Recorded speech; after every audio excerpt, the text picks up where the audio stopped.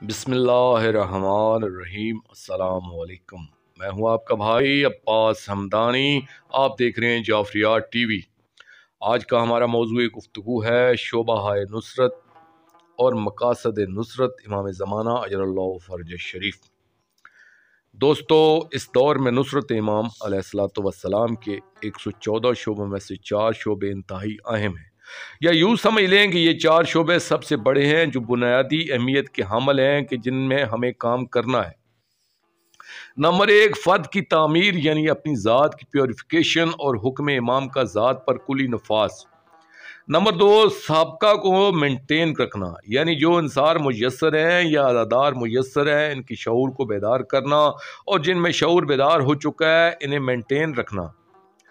Number 3, तौसी और तजमी करना, यानी अंसार की तादाद में इजाफ़ा करना और नासरीन में इजाफ़ा करना, क्योंकि तजमी अंसार का इस दौर में वाहिद ज़रिया अज़ा व दुआ है, इसलिए इन 2 चीज़ों की तरवीज व तरक्की में कोशां रहना।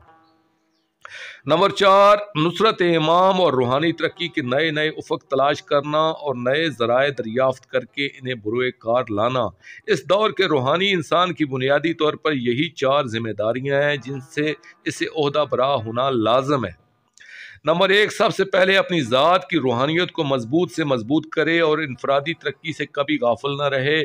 किसी भी मकाम को अपना आखिरी मकाम न समझे, बल्कि ये समझे कि हर दर्जा इसकी मंजिल का एक मरहला है, मंजिल नहीं है। इसलिए लाजमी है कि रूहानियाती तरक्की के मराहल में कहीं भी सस्ताने ना बैठ जाए, क्योंकि जो वक्त वो सस्ताने में गुजारेगा इस वक्त वो कई मनाजिल आगे जा सकता है। नंबर 2, इस दौर के रूहानी इंसान की दूसरी जिम्मेदारी यह है कि गैर मोमिनीन व गैर नासरीन को मोमिनीन व नासरीन में शामिल करे, यानी गैर मोमिनीन को मोमिनीन में शामिल करे और मोमिनीन को रूहानी रास्तों पर लाकर नासरीन में शामिल करे। नंबर 3, तरवीज अज़ादारी करे, यानी अज़ा और दुआ को मिलाकर इसकी तरवीज करे। नंबर 4, इसके बाद अमली नुसरत का मरहला आता है। दोस्तों, अज़ादारी क्योंकि तजमी इंसार का ज़रिया है, इसलिए इसके भी 4 मराहल हैं। नंबर 1, अज़ादारी से मज़लूमियत का प्रचार होता है।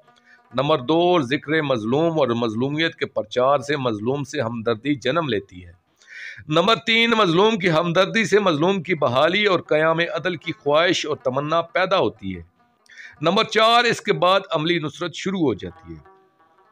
दोस्तों, मज़लूम की बहाली और क़याम अदल की तमन्ना का रद्द अमल 2 सूरतों में ज़ाहिर होता है। इंतकाम और मज़लूमीन की बहाली की दुआ की सूरत में इसका रद्द अमल ज़ाहिर होता है, और इंसान अल्लाहुम्मा अज्जिल फ़रज आल मोहम्मद अलैहिस्सलातु वस्सलाम भी कहना शुरू कर देता है। इसके आगे अमली नुसरत का मैदान आ जाता है कि जहाँ इंसान या लयतिनी कुन्ता मआकुम कहना शुरू कर देता है, और साथ ही वजअलनी मिन अंसारी व अवानी वजअलनी मिनल तशहदैना यदैह भी कहना शुरू कर देता है। और ये इर्तिका के 4 मराहल हैं। इसके बाद अमली नुसरत का मैदान है कि इंसान किस तरह नुसरत इमाम अलैहिस्सलातु वस्सलाम कर सकता है, नुसरत के कौन कौन से ज़राए हैं। मकासद नुसरत। दोस्तों, ये बात भी याद रखना चाहिए कि मकासद नुसरत के बुनियादी तौर पर 2 हवाले होते हैं। नंबर 1, ज़ालिमीन से इंतकाम और हुकूमत ज़ालिमीन का ख़ात्मा। नंबर 2, मज़लूमीन की बहाली। फिर मज़लूमीन की बहाली के 2 हिस्से होते हैं। नंबर 1, इनफरादी तौर पर मज़लूमीन अलैहिस्सलातु वस्सलाम के घर में अबदी मुसरतों का क़याम, इनकी खाना आबादी और इनके गमों का अजाला। नंबर 2, मज़लूमीन अलैहिस्सलातु वस्सलाम की कुर्बानियों के मकसद आला की आफाकी तकमील, क्योंकि मकसद आला हुकूमत इलाहिया का क़याम है, इसलिए मज़लूमीन की बहाली दरअसल हुकूमत इलाहिया ही के क़याम में मुज़म्मर है। ये एक हकीकत है कि हुकूमत इलाहिया का क़याम फ़र्द से कायनात की तरफ जाता है, और एक नासर के लिए ज़रूरी होता है कि वह हुकूमत इलाहिया का क़याम सबसे पहले अपनी ज़ात पर करे, क्योंकि एक नासर का मकसद हयात हुकूमत इलाहिया का क़याम होता है, यानी वो चाहता है कि पूरी दुनिया पर अल्लाह जल्ले जलालहू का कानून व हुक्म नाफज हो जाए। इसलिए इस मकसद के हसूल की खातर नासर के लिए वाजिब हो जाता है कि वो अहकाम इलाही का सबसे पहले नफाज अपनी ज़ात पर करे, क्योंकि ज़ात से शुरू होने वाला अमल अफराद से माशरे और माशरे से इंसानियत मौजूद तक सफ़र करता है। इसलिए इसकी पहली इकाई फ़र्द होता है, यानी इंसान की अपनी ज़ात होती है। और ये भी याद रहे कि एक इंसान जब अमर व नवाही کی پابندی کر رہا ہوتا ہے تو یہ بھی ایک طرح کی نصرت امام علیہ الصلوۃ والسلام ہوتی ہے، کیونکہ اس انسان حکم کے نفاذ میں امام زمان علیہ الصلوۃ والسلام کی نصرت کر رہا ہوتا ہے، چاہے وہ اپنی ذات ہی کی حد تک کیوں نہ ہو۔ جب اس طرح نصرت کا عمل شروع ہوتا ہے تو اسی فرد سے یہ عمل ایک سوسائٹی میں بدلتا ہے، پھر یہ عمل ایک آفاقی قانون یا گلوبل رول میں بدل جاتا ہے۔ دوستو، ایک بات عرض کرتا چاہوں کہ عزاداری جو تجمیع انصار کے دیگر ذرائع میں سے ایک بہترین ذریعہ ہے، اگر اس میں کوئی دوسرا رنگ آ جائے تو اس کا مقصد کوئی اور بن جائے تو پھر یہ اپنی افادیت کھو دیتی ہے اور اپنے مقاصد و اہداف سے ہٹ جاتی ہے۔ یعنی اگر بانی اعضاء نام و نمود کے لیے قیام اعضاء کرے اور ذاکرین و علماء و مقررین و خطبات دولت کمانے کے لیے یا سیاست چمکانے کے لیے شریک اعضاء ہوں اور رونے والے اجرت پر رونا شروع کر دیں اور ماتمدار جسمانی نمائش کے لیے یا اپنی ناموری یا جنس مخالف کو مرعوب کرنے کے لیے ماتم کریں یا خون بہائیں تو یہ انصار جمع کرنے کے بجائے انصار کو گمراہ و منتشر کرنے کا عمل ہو جائے گا۔ اس لیے ایک روحانی شخصیت کو ایسے مفاسد کی حوصلہ شکنی کرنا لازم ہو جاتا ہے اور شعور اعضاء کو بیدار کرنا لازم ہے۔